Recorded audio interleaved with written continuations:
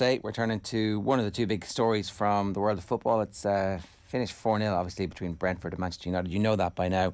But what's the future? I'm delighted to say Andy Mitten is with us again this morning. Andy, it's hard to know where to start with this.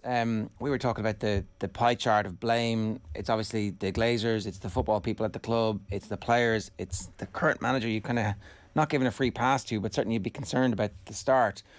In that hierarchy of who bears responsibility for this, how much time needs to be spent talking about the players and how they are performing at the moment? Well, they're partly culpable because they're the ones on the pitch who can do something about it, and they're failing. Same with the manager. So I don't think you can put all of the blame onto any one party, but that first half at Brentford was horrific. 4 goals in 25 minutes, and the players failed to follow through the manager's tactical instructions. You could equally say that the manager failed with those tactical instructions because Brentford, like Brighton a week before, successfully targeted and exploited what they perceived to be Manchester United's weaknesses in free kicks, in throw-ins from set pieces, and down the middle as well. And they succeeded just like Brighton had done. So talk about the players, you can talk about the manager, and then you can talk about the wider issues such as the ownership at the club, which has seen a pretty long-term decline in Manchester United. It doesn't feel like there is a short-term fix to any of this at the moment. Like, unless 3 world-class players are suddenly signed and transform the team's fortunes, that this is a long-term dig-in, battle in the trenches, and you're kind of thinking, who are the leaders going to be of that part of the project? And then it comes back to Ten Hag. And what have you seen so far that gives you any confidence or comfort about the fact that he is going to be the right man for this job? I saw a very positive pre-season. You mentioned the word leaders. I spoke to Bruno Fernandes 2 weeks ago about leadership, and he's pretty convincing with what he said. But I take your first point. There's going to be no quick fixes here, at least to my knowledge. And it's a very worrying start to the season for Manchester United, beaten deservedly so in the first 2 games against teams who are unlikely to be in the top 4 in the Premier League this season. So it's alarming. And it's not just this season. The defeat at Brentford was the 7th consecutive league defeat for Manchester United. You've got to go back to 1936 to find out when that last happened. So that's why fans are furious, with good reason. I think that any new manager deserves time, and that includes Erik Ten Hag. He needs support. He needs to be able to bring in more of the players that he wants to bring in. But again, this isn't going to be turned around in weeks or even months. The problem they've got is it's just the latest instalment of what seems to be a continuing story of hire and fire. And United, I'm sure, have intentions to be patient and support the managers, and would argue that the managers have been supported in terms of the players that they've signed. So we bring in another factor here, which is the recruitment.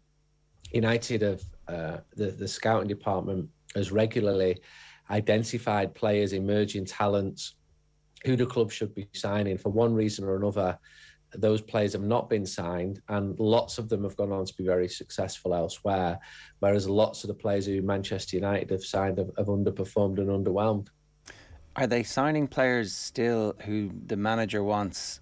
It's like, of course they have to sign players who the manager wants, and previously we were given to understand that Solskjaer would have had the veto on players coming and going, and it seemed like there was a sense, at least, that Solskjaer wanted to play a certain way and the players were bought to suit him. It just feels, in the long run, ultimately you end up with a collection of players that Jose Mourinho wanted, you end up with a collection of players that Solskjaer wanted, you end up with a collection of players that Ten Hag wanted, as opposed to a collection of players who are Manchester United players, and so therefore whoever comes in is going to be able to mould them to what it is that they're trying to achieve week in, week out.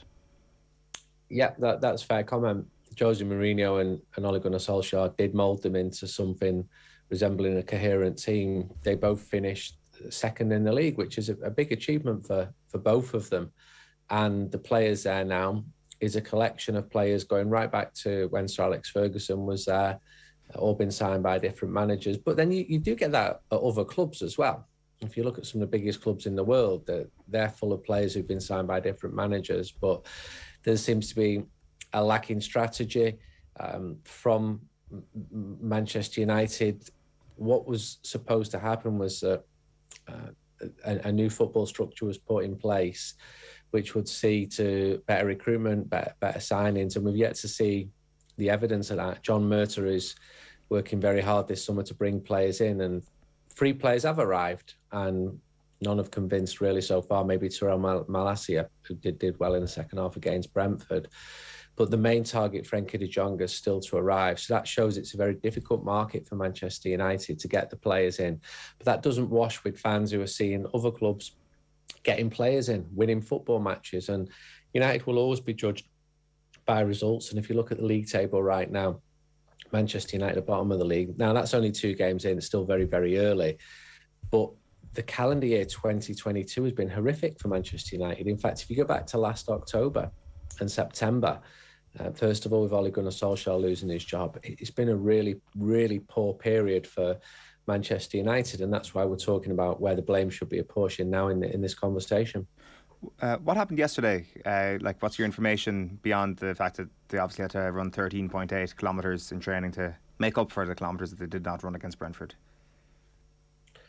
Yeah, I was told that the players were called in for training. It was supposed to be a day off. I was supposed to have one myself, but when Manchester United lose football matches like that, my phone doesn't stop. It's quite ironic that your words and get read more in times like this than any others. And I get more calls from media outlets as well when Manchester United are losing rather than winning. It's just such a huge story. I actually went to Barcelona on Saturday night. I watched Frenkie de Jong. My next game will be Manchester United Liverpool. I don't want to put too much thought into that one, but the Barcelona story, even though that's a big one, it just pales completely to how big Manchester United is. So the players were in training in the heat at Carrington. The manager's got to quickly try and make some sense of all this, because I felt he did successfully build some form of confidence pre-season. He picked the mood off the floor. I was there at all of those games, and there were lots of encouraging signs, and that all just went pop and crashing down to earth with the defeat against Brighton, and got even worse with the defeat against Brentford. And it looks really daunting now for Manchester United. Look at the next opponents: Liverpool, as I said, Southampton. That'll be a draw, because United always draw at Southampton in August. Leicester away. Leicester scored 4 past United last season, and then Arsenal at Old Trafford. So these are really worrying times for Manchester United fans. Everything just feels so existential all the time, doesn't it? That you mentioned, it's, of course, it goes back a long time. This is not just this doesn't feel like a new season. It feels like a continuation of a previous one. But it feels that everything bad that goes wrong at Manchester United is just amplified times a million. And that comes with the territory of being a huge club, but it also just comes with the legacy of fans being unhappy with how the club is run, despite the success that they had, to distract themselves from that during the year. Like there is no other sports organisation outventure in the world that could lose 1 or 2 games at the start of a season, and it feels like the whole world is ending. Maybe Real Madrid and Barcelona, there were similarities there. I remember a rookie manager called Joseph Guardiola losing his first game at Barcelona, and people saying this guy's not cut out for management, he's a disgrace. And so I would always be wary of knee-jerk reactions, but I think the worries of a lot of United fans are genuine and they're well-founded, and it's not just about these 2 results. As I said, 7 consecutive home defeats. And United is a huge story. So I've got editors saying to me, more, your stuff's getting record number of hits. I'm like, well, thanks. I'd much be rather writing about a successful Manchester United team. But it shows what humans are like, don't they? If humans like to stop and look at car crashes, they like to peer over the mess, the carcass. And Manchester United is a mess at the moment. And people are fascinated by it. It's like, I used the line yesterday, it's like a ghoulish soap opera for the fans who are going to the matches, but the fans still go, they sell out the tickets. You couldn't get a spare ticket for Brentford on Saturday. It was really, really hard. Liverpool next week, there's talk of protest, but it's still a really hard ticket. So in some ways, logic doesn't apply, and you can use that as a positive or a negative. You can say the loyalty to the fans is incredible, but you could also say that loyalty is also the reason why the Glazers took over in the first place. That point you make about the protest, we've actually had a comment in. Can you ask Andy Mitten about whether the reported boycott of the Liverpool game will take place? I'm supposed to go over next week and I've spent 400 quid. I don't want to go over to stand outside Old Trafford. It's M. Lawler who's asking that. Well, is absolutely entitled to go inside Old Trafford and use the ticket which has been purchased for the game. I think with boycotts, it's always risky. Several have been tried over the years. None have really fully come off. There is a lot of anger in the air among Manchester United fans, so I'm sure there will be protests, maybe a bigger pre-match protest than we saw against Brighton, which was 300 or 400 strong. And there's lots of ideas bubbling around, and the club don't have a problem with legitimate and peaceful protests. I think they understand why the fans are angry. And online, you've got so many people with the solutions, but it's such a complicated issue as well. Fans who go to matches hate being told what to do by fans who don't go to matches. And people are saying, well, if no one goes inside Old Trafford for the game, then the Glazers will quickly tire of this. And I think there's a genuine point there. If Old Trafford was empty, then it would be a worldwide story, just as it was when the game against Liverpool was cancelled because of other protests. So there's lots of areas of which United fans are talking about in terms of protest. I think sometimes the strongest protest just comes from within, in terms of the reaction inside the stadium, the fans making their feelings clear. And looking at that Liverpool game, it looks absolutely daunting. You just wouldn't be surprised if Liverpool put 4 or 5 past Manchester United right now. From somewhere, Manchester United have got to recover. It can't be as bad as they're playing, surely. These are good players individually. A lot of them are good. They're not that good, but they're not that bad. Some of them might be that bad. Harry Maguire might not be up to playing football for Manchester United at this level. Although they spent 80 million, the fallacy of sunk costs would suggest that continuing to play him is actually going to end up in the long run being worse for the club than actually cutting your losses. And then there's obviously the issue of the goalkeeper and whether or not he suits the new manager's style. It appears, and the evidence would seem to suggest, that they're not a good fit. That's not to say that he can't play well for certain managers with certain styles, but for Ten Hag, he might not be the right guy, despite what Ten Hag says. It doesn't look good at the moment, does it, at all? And you mentioned 2 players. I could go through the whole squad. None of them have performed so far this season. The bottom line is Ten Hag's the manager, and he chooses them, and he lives and dies by those decisions. You cannot continue to have players playing poorly, playing all the time. The goalkeeper situation is more complicated because Dean Henderson was let go. He's on loan at Nottingham Forest. We saw him playing really well in Forest's first Premier League game for 23 years. The next goalkeeper at the moment is Tom Heaton. So I understood throughout the summer that Manchester United were looking at bringing another goalkeeper in. That may happen. To be fair to David De Gea, he took blame and stood up and fronted up after the game at Brentford. But again, what does that mean when you've lost 4-0? All of these players are still getting paid huge amounts and underperforming in their duties as Manchester United players. It's really, really not good enough. And at the end of the game, the players went over to the away fans and they thanked them for the support, fair enough. And they got a clear reaction from the away fans as to how they felt as well. There's mutiny in the air among a lot of Manchester United fans at the moment. There's absolute fury around among the fans at the moment because it has been so bad. And what happens when United start playing the top teams? It really shouldn't be coming to this. I've seen Manchester, the lowest I've seen United finish in the table was 13th under Sir Alex Ferguson in 1990. But even though United were big payers then, United were coming off a spell in the 80s when Liverpool had been so dominant. Everton was successful too, but United didn't have the financial power that they have now. The current players are among the best paid players in the world. The level of underachievement is staggering. That moment when the fans let the players know what they thought of them on Saturday, there was some disagreement between Ronaldo and Steve McLaren after that, where Ronaldo just doesn't go over to the fans. Is that right? He went partly towards the fans, and then he turned back, and there looked to be a disagreement. I don't know what words were spoken there.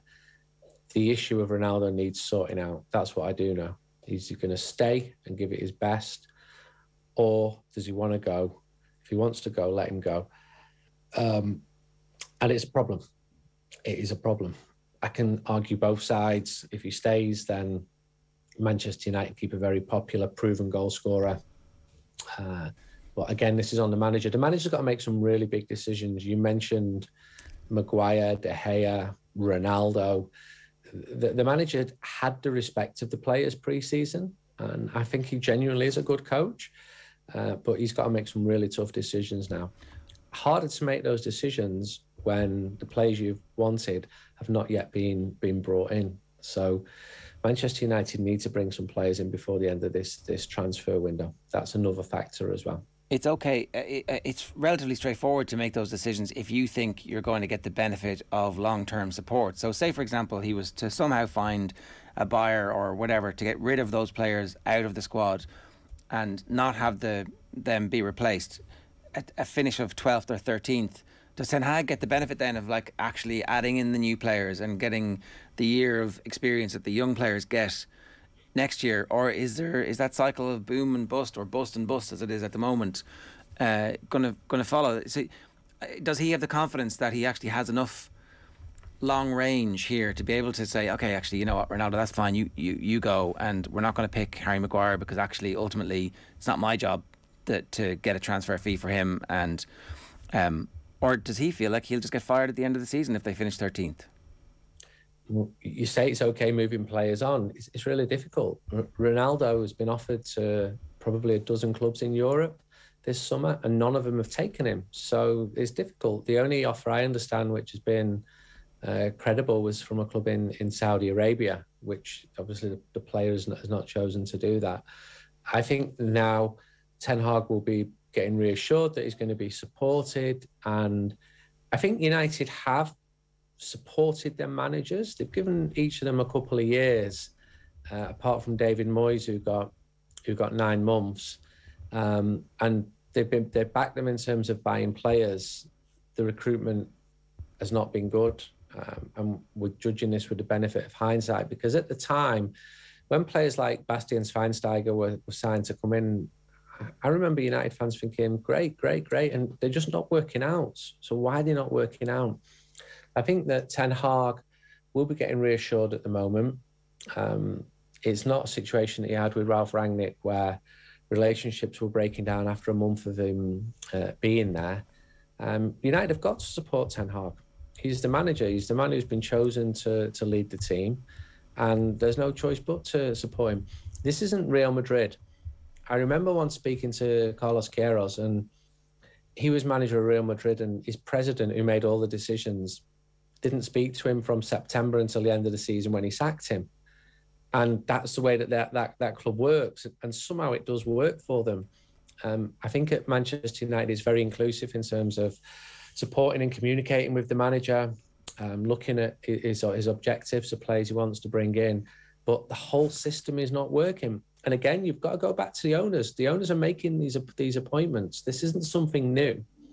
This isn't us moaning because United have been winning trophies. One of the biggest clubs in the world have not won a trophy now for 5 years. It's failing. It is failure. This is what failure looks like. And you've got owners on the other side of the Atlantic who are deeply unpopular with fans. So that adds nothing at all to the mood. It just detracts from the mood, just like they extract money in terms of the dividends they pay. They say they're comfortable with those dividends as they are with the debt. But are you asking me if the Glazers are competent owners? I'd really struggle to say that they are.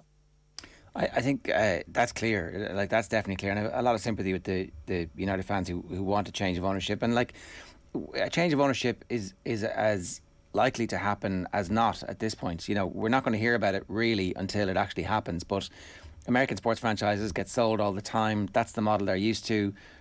We're probably entering a period of global uncertainty where they might feel like the asset's at its peak at the moment, particularly with the way things are going on the field. So maybe they take an $8 billion offer and they cash out, and the United fans are happy. Is it true? Look, the speculation is that there is corporate pressure on the club to keep Ronaldo because of his value in driving eyeballs from a content perspective. Do you think that's true, that actually the manager might want to cancel the contract and let him go to Sporting, but there is corporate pressure to say you can't do that because actually that's going to cost us at some level? I've heard it, but I've not had any hard evidence of that. And to be fair to United, they have let the managers do what they want to do. Again, this is not Real Madrid, where you've got somebody saying this player has got to play. Again, Real Madrid keep winning everything, so maybe that is the way forward, and I don't think it is. But I think that Ronaldo's numbers in terms of the commercial value that he brought to the club are definitely high and definitely important. But then he's the best paid player in the Premier League. He's one of the best paid players in the world. So there's a pro and con for him staying or going. I think the bottom line is if he's adding to the team and to the dressing room, then he should stay. And if he's not, then he should go. Like, if he wants to go, then he should go. I've only been told of one example, which I can completely back up with my sources. And that was several years ago. Anthony Martial, a club were interested in him, and it was put to him, no. The Glazers won't allow Martial to be sold. And there was another time when Jose Mourinho wanted to get rid of Martial and was told the same thing. Now I think, well, up until the start of this season, United would have sold Anthony Martial, but I've heard the rumours about Cristiano, but I speak to people at the club all the time. I've got a lot of sources there. I've done this for a long, long time, and I've not heard that where I could back it up and go to court and say I've got confidence in my sources there. Why do the Glazers love Anthony Martial so much? Well, this would be going back 3 or 4 years. I think they thought that he was going to be the next Pele, right, or Messi or Maradona, which probably shows how much the Glazers know about football. One other question I had, Andy, just you say there that the Glazers, not the Glazers, I guess the structure at the club allows the manager to do what he wants to do. Now, I know that recruitment isn't the only issue. I mean, the players that are there should be doing better than they are. But when it comes to recruitment, does Ten Hag almost have too much power, or has he got too much influence over the players that they're signing? Like, I mean, it does feel like Ten Hag's ideas have been the ideas that they've run with in the off-season with regards to their signings, and of course the manager should have a huge say in it. But you look around at some of the other clubs, whether it's Maguires or Edu, and they're kind of making up a very coherent transfer strategy. It feels that is totally lacking at Manchester United, and they're happy enough to almost subtly allow the blame to land at the door of the manager because these are Ten Hag's players. It feels like it because it is. The manager is getting the players that he wants to bring in at the moment. This is against a backdrop of fans being circumspect because players were signed by Ed Woodward, who fans felt there's no planning gone into this. This has been a call from the agent at the last minute. Bagiristein is probably the best example of a club which does it well. You've got the sports director working in tandem with the manager. There's respect there. There's a long-standing relationship, and it doesn't exist at Manchester United at the moment. You've got a scouting department identifying players. I could give you 20 players now who Manchester United have identified over the years, and I've either gone for him or passed on the player. And it doesn't reflect well on the fact that United have managed to pull it off. Now, clubs are never going to get all the players that they want. United are not as attractive as the club used to be. United put a huge amount of work into Jude Bellingham, for example, and ultimately his family decided that he would be better playing first-team football in Dortmund. I think United are pretty clean in terms of the way that they negotiate. Maybe to a fault. I spoke to people FC Barcelona last week, and they said Manchester United have been very correct. But I spoke to a former player a year ago who said United have lost the ability to do the dark arts of transfers in terms of getting players in. So am I going to criticise a club for not being corrupt there? No, I'm not. But the bottom line is the players who the club want are not coming in. And they're getting them at really early stages in their career. So I saw last week Sesko moved from Salzburg to Leipzig. United had him at 16. And there were big complications with the agents, which sometimes happens. And they're still happening because agents look at United and think there's real money there. We can pull the pants down. And part of me respects Manchester United for saying, no, we're not having that. But the bottom line is if United keep on missing out on the players that end up being successful, that is also a worry. You've got a scouting department who are bringing the players forward who are now being ignored because the manager is having his say. So that leads to more dysfunction and more frustration within the club, all along being driven by fans who want more players. And to be honest, at the moment, I can understand why fans want more players because the ones on the pitch are not achieving like they should be doing. Andy, great to have you with us this morning. Thanks a million for making the time for us. Cheers. Thank you. It's Andy Mitten there. You can read his stuff in United We Stand and, of course, The Athletic, and you can follow him on Twitter as well.